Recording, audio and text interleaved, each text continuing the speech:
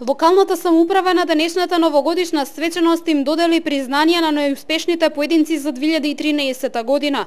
Градоначалникот Шадиев во својот говор ги потенцираше постигнатите цели во оваа календарска година. Истакна дека реализацијата се одвивала според планираното и изрази надеж за уште поуспешна 2014-та. Таа ќе биде последња за околу 2500 граѓани што ќе најдат вработување во новите индустријски капацитети, што ги најавувам во индустријските зони Каласлар и Речево. Ќе биде полесна за сите лица со инвалидност, затоа што ќе се изградат пристапни рампи во сите училишта во градот и во спортската сала Гимничи. Во 2014 година ќе може да здинат и старите лица во руралните средини, затоа што проектот Грижа за стари лица ќе го прошириме во поголемите населени места, а ќе дадеме и целосна поддршка на селите со загрижена лица со церебрална парализа во домашни услови. Во 2014 година ќе се заврши изградбата на соборниот храм Свети Кирил и Методи и Народниот театар, што заедно со градската куќа ќе даде целосна нова слика на најфреквентниот дел од градот. Полицискиот службеник Тони Арсовски и пожарникарот Бошко Петрушевски се најуспешните во редовите на секторот за внатрешни работи и територијалната противпожарна единица. Неуспешен работник од јавното комунално предпријатие Дервене Ристе Јорданов, а пирографот Ангелче Мишков е најуспешен за наепчија за 2013-та. Со повеќе од 111 дарувани крвни единици Киро Цветков е хуманист на годината, а Игор Јакимовски го доби признанието за најдобар индивидуален земјоделец. На денешната манифестација беа доделени и договорите за стипендирање на 8.000 средношколци и 8.000 студенти кои ги одбра комисијата. Манифестацијата со свој настап ја збогатија кларинетистот Благој Ламјов, придружуван од пијанистката Наташа Ташева, како и младинскиот црковен хор Свети Кирил и Методи.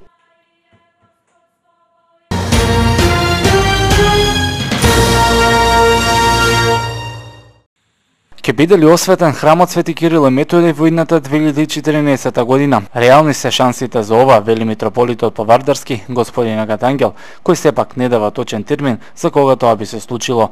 Црквата како објект е готова, иконостасот е изрезбан, иконите се готови, ни остана уште фреско живописот и дворното уредување. Дворното уредување веќе привршува при крај, а исто така се надеваме дека во текот на новата година, во текот на 2014 година, фрескоживописот ќе биде завршен и со Божја помош да ја осветиме и да се радуваме сите заедно. Господин Гатангел вели дека е неизвестно дали се ќе биде подготвено за на денот на просветителите да се случи осветувањето. Исто така владиката соопшти дека превршуваат активностите и во црквата Свети Кузман и Дамјан во дворот на Велешката болница. И таму почна да се работи фрескоживописот и таа исто така готова е. Иконостасот исто таму готов, иконостасот таму ќе биде мермерен. Ни остануваат уште иконите и фрескоживописот. Благодарение на општината и дворното место сега се уреди малку, така да се надевам дека 2015 таа ќе биде готова. Така да имаме секоја година по нешто, ако даде Бог еве и очекуваме дозвола да бидеме во Багренче да изградиме една црква. Од Повардарската епархија велат дека за просторот на оваа црква во близина на Велешката касарна добиле одобрение од Министерството за одбрана од Велешката касарна, како и Македонски железници. Па владиката очекува идната година да се осветат и темелите на оваа црква.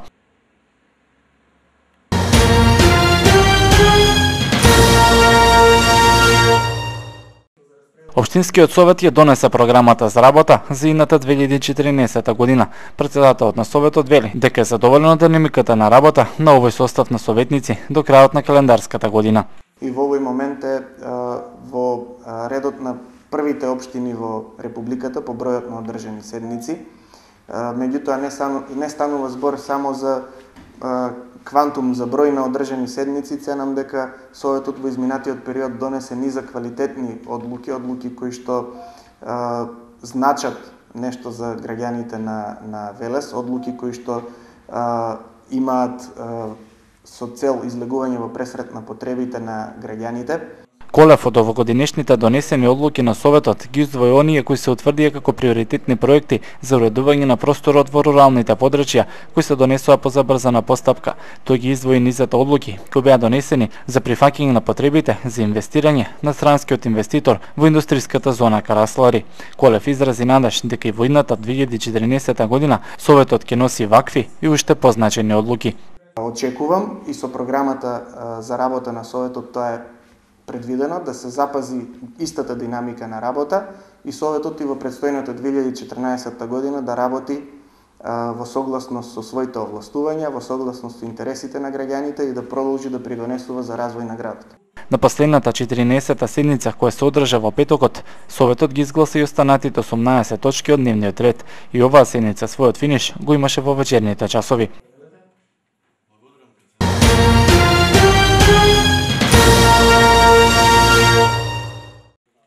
Новогодишни пакетчиња добија децата кои за новогодишните празници за жал ќе бидат во оделението за педиатрија во Велешката болница. Во овој предновогодишен период, традиционално градоначалникот на општина Велес Славчо Чадиев им подели пакетчиња, им ги честитеше новогодишните празници и им посака што побрзо закрепнување. Желби за побрзо оздравување на децата упати директорот на болницата Атанас Василев. Покрај тоа што има мерки за штедење, градоначалникот од лични средства ги поклонува овие пакетчиња на децата. Тоа е традиција што ќе биде негована и во наредниот период од 4 години. Прво, на сите овие дечиња посакаме пред се она што е најважното. Здравје.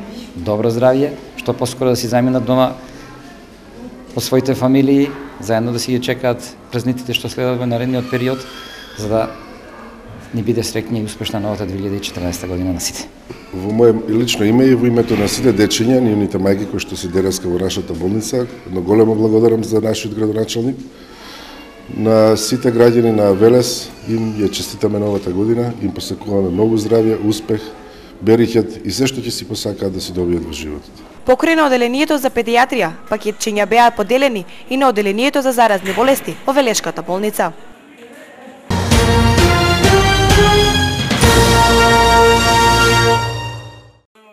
И оваа година Дедо Мраз не ги заборави децата без родителска грижа, како и семејствата кои се приматели на социјална помош, да им подари новогодишни пакетчиња, кои ги донираше Ротари клубот Бели Мугри.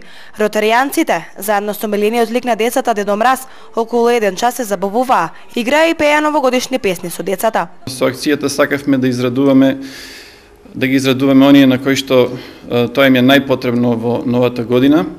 Тоа се 21 дете, од кои што 16 се деца во згрижувачки семејства, другиот дел од децата се деца корисници на социјална помош.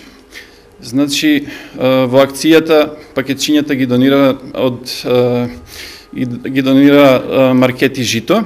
Новогодишни пакетчиња подари Ротари клубот Велес. Тие традиционално неколку години поред им подаруваат пакетчиња на децата кои новата година ќе ја поминат во Велешката болница на оделението за педиатрија.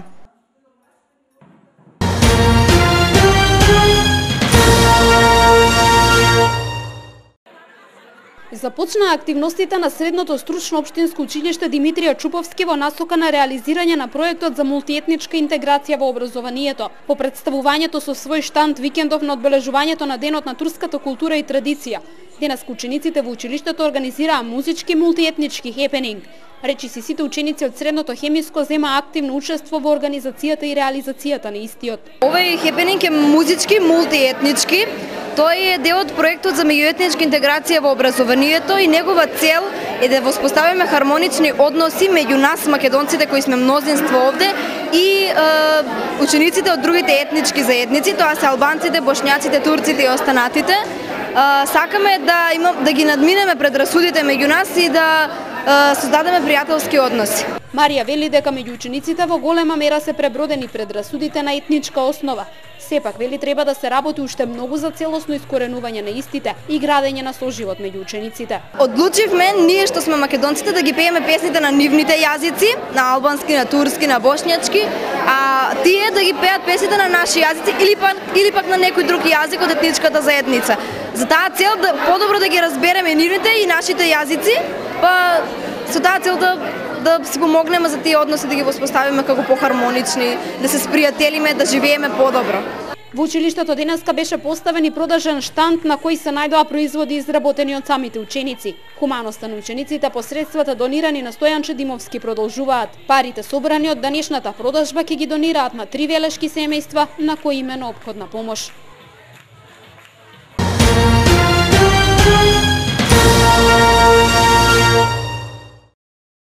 Бензините од ноќ на полноќ поскапуваат за половина денар за литар, а цената на дизелот останува непроменета, одлучи денеска регулаторната комисија за енергетика. Така цената на Евро Супер БС 95 ќе чини 78,5 денари по литар, Евро Супер БС 98 ќе се продава по цена од 80 денари за литар, малопродажната цена на Евродизел ќе изнесува 70 денари за литар.